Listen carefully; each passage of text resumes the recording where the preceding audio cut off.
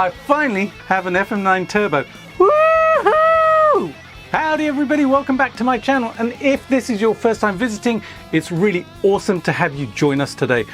Man, it feels so good to have this in my hands right now. Man, I have been squirreling money away for the best part of a year to get this, and boy, oh boy, has it far exceeded all of my expectations. And today I'm going to tell you why. This isn't another full review since there are a ton out there already. I'm going to tell you why I chose this beast and share my real world thoughts about it. But first, some much deserved thank yous. Thank you number one goes out to Sukh, Ryatt at G66 who distribute Fractal gear in the UK. He hooked me up with this absolutely awesome FM9 Turbo. Full disclosure, I did get a small discount, but this isn't a sponsored video. I absolutely paid for my FM9. Wow, that kind of feels so cool to say this is my FM9. Check out Sukh's fantastic YouTube channel and show him some love by giving him a sub. Thank you number two, none other than Mr. Leon Todd. Leon, I blame you for making me spend my money, brother. I've been watching his videos on the Fractal gear for ages, and they reveal the sheer capabilities and the depths of what these units can do. That really fired me up. So thank you, dude. You always rock. And my final thank you to my very good buddy Ian, who got an Axe FX3 a couple of years ago and was singing its praises. Now Ian has a seriously enviable amp collection. Think Friedman BE100, Bogner Uberschall, some of the tasty Synergy modules. That's just scratching the surface. So I trust his ears completely because he has exquisite taste in tone. When he said, dude, this is on another level, you should think about getting one, I kind of listened, so thanks dude, I appreciate it. Right, this represents the very top end of amp modeling technology and has been the gold standard for years. The Fractal ecosystem is built around modeling as accurately as possible every single aspect of a tube amp, and I mean every aspect, including how the amp works internally. And here's the thing, I've been building and modifying amplifiers for quite a few years now. Yes, I'm a tweaker. And I know that components and tube swaps make a massive difference to how the amp feels, how it sounds, and how it reacts. I constantly tinker with my amps and swap components, so having that ability built into a digital modeler, well, that totally captured my imagination. And that's the primary reason I went for the Fractal over other modelers.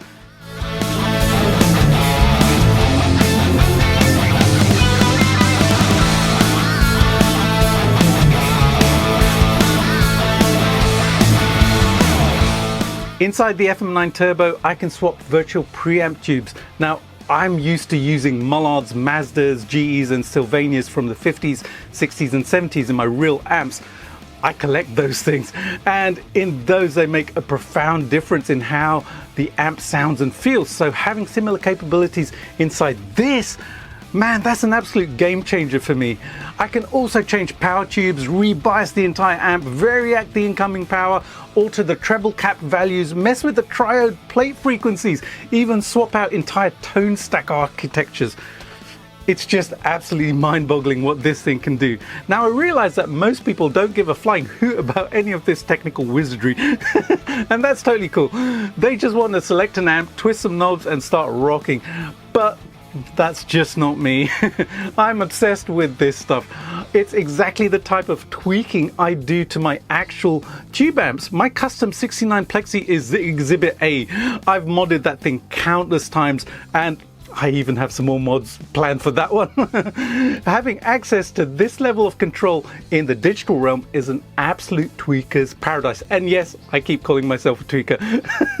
I don't do drugs, so trust me, I don't do drugs. All of these adjustments allow me to sculpt each amp to sound and, more importantly, feel like my perfect amplifier. And I definitely dove deep into the parameters when I was dialing in my tones. In fact, the tones you'll hear on the track I recorded took me an entire day of experimenting to dial in. But here's the beautiful thing, it wasn't a frustrating day at all. I was completely absorbed and captivated by what I was doing. And I looked up at one point and I thought, holy crap, I didn't even realize I've been sitting here this long. It was just pure excitement and absolute joy. I savored every single second of doing it.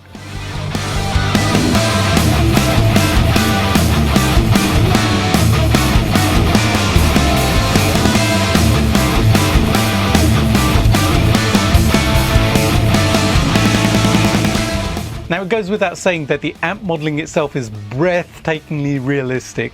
This is championship level stuff as far as I'm concerned.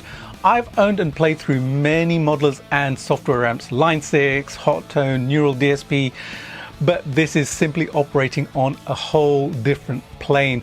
These sound and feel frighteningly close to my real tube amps. The other units do a solid job, but this just demolishes the competition in my experience. If you're a car guy like me, then think Corvette versus Pagani. Both are phenomenal machines, but the Pagani has that obsessive attention to detail that puts it in a rarefied air. Then there's the staggering number of amp models included in this thing. It's truly bewildering. It's literally a dream amp locker come to life. Every amp you could possibly desire right here at your fingertips. I immediately gravitated towards amps I've always wanted to try and play but never had the chance to. The Splawn Quickrod was my first port of call and I completely fell head over heels for it. My buddy Mike has owned a Quickrod for years and this sounds every bit as glorious as his actual amp. Then there's the Mesa John Petrucci 2C Plus. Normally not my cup of tea, but I was absolutely smitten with the tones. Man, they sounded really good. And naturally, there's a Dumble lurking in there somewhere, right? This versus a real Dumble? Yeah, I'll take this masterpiece and keep the 100 grand safely in my bank account. Thank you very much. The brilliant thing is that every single amp has been individually modeled, so each one reacts like the real deal and behaves precisely how you would expect it to. Hey, if you're digging this video, do me a massive favor and smash that subscribe button, plus hit the bell notification. I've got loads more FM9 content planned and coming your way. Equally, the catalogue of impulse responses is absolutely exhaustive and would satisfy even the most discerning guitarist, myself included. But after exploring some of these stellar IRs, I actually started experimenting with the Dyna-Cabs and ended up using those exclusively because they sound so ridiculously lifelike and I could fine-tune them to perfectly complement whatever amp I was playing. The sound and the feel of those is just sublime. The effects section is equally outstanding. There's literally everything I could ever need and mountains more. I've barely scratched the surface so far, but I'm already head over heels for the delays, the modulations and the reverbs. The variety is staggering. Those quad delays are pure sonic candy. Slap them on anything and I'll guarantee you'll vanish into your playing trance for hours on end. When I created my presets and scenes, I could layer on all the effects I craved and then toggle them on and off depending on the vibe I wanted from different scenes. I set up distinct rhythm tones, soaring lead sounds, atmospheric ambient textures, pristine cleans, the works. The ability to load 4 completely different amps or effects into the ABCD channels absolutely made my day. This thing covers every conceivable bass and then some.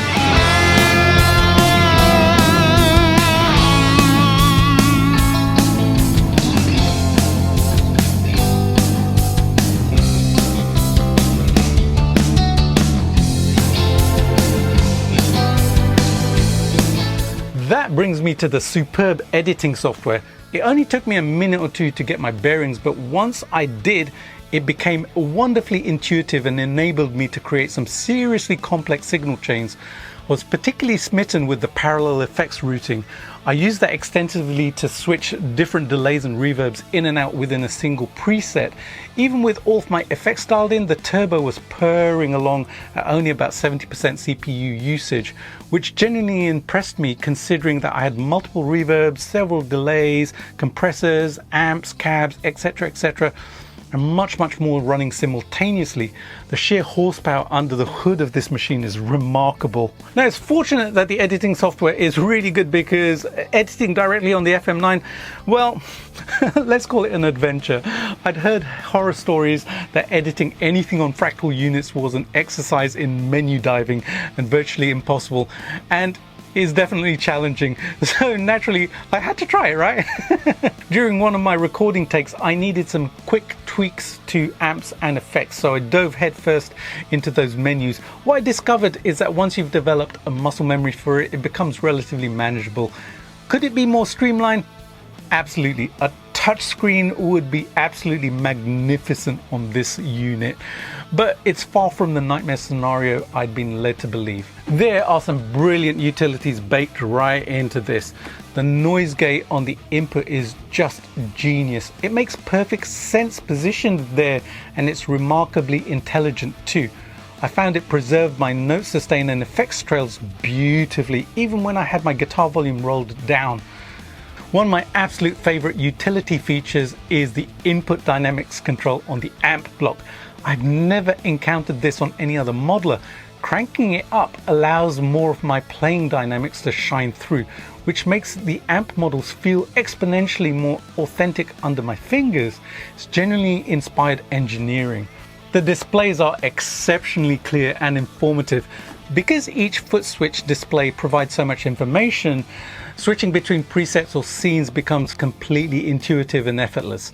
During my recording session, I changed patches on the fly and added touches of flanger to specific rhythm guitar parts without missing a beat. That's another key point for me. I chose the FM9 Turbo over the FX3 specifically because I wanted those foot switches fully integrated. This is a complete all-in-one solution, so I can perform seamlessly while I'm recording, and if I ever take this out live, my foot controller is right there where it belongs. Oh, by the way, this thing is built like the proverbial brick outhouse. It is chunky and heavy and substantial. I would have absolutely no issues taking this out on a gig with me.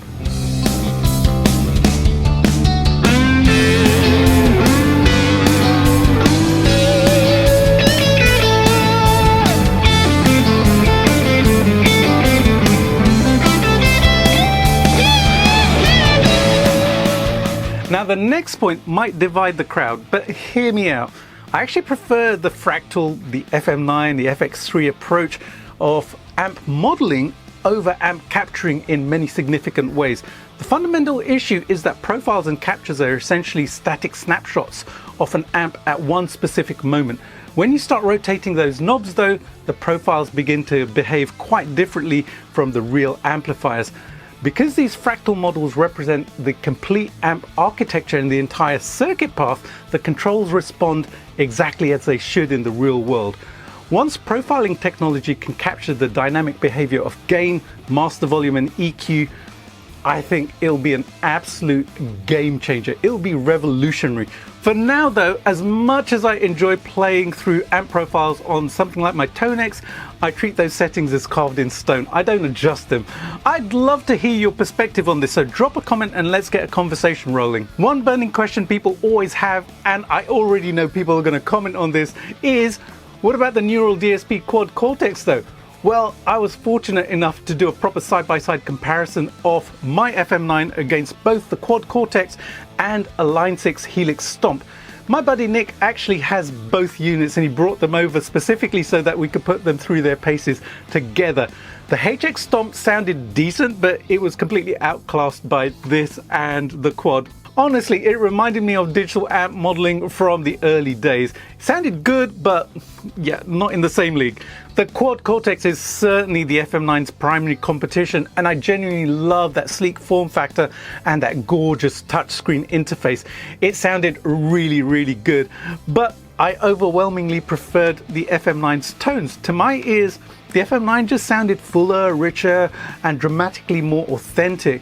But that's just my ears. The Quad sounded really, really good, and you know what, at some stage I'm going to do a proper comparison of the two units. Maybe I'll do a video of it as well. But what I found was that when I was playing the FM9, the thought that I'm using an amp modeler didn't even cross my mind. When I was using the Quad, it still felt kind of like I was using an amp modeler, if that kind of makes sense. Now, I totally respect that this is obviously very personal territory and different people will gravitate towards different options. One thing I'm definitely curious about is how the upcoming Line 6 Stadium will stack up against this, so that might well be a future video. One area where I think the FM9 could use some refinement is the built-in audio interface. While it's a welcome addition, I discovered that it overemphasized the low end to a point where I thought there was something fundamentally wrong with the amp models, and I kept trying to dial out the bass. I noticed this particularly when comparing the FM9 to the Quad Cortex. I had the FM9 connected via USB to my Mac, while the quad was plugged into the analog inputs on my audio interface. A quick switch to using the analog audio outputs on the FM9 into a couple of the unison inputs on my Universal Audio Apollo, and boom, balance restored.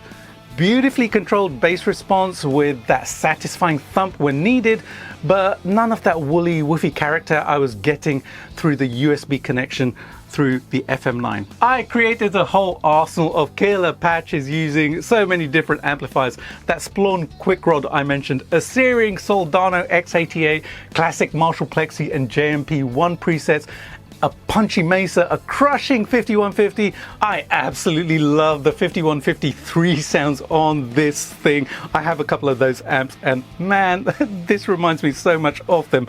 I'm making one available to you guys completely free. It's one of my Quickrod tones, so you can grab it from the link in the description box below.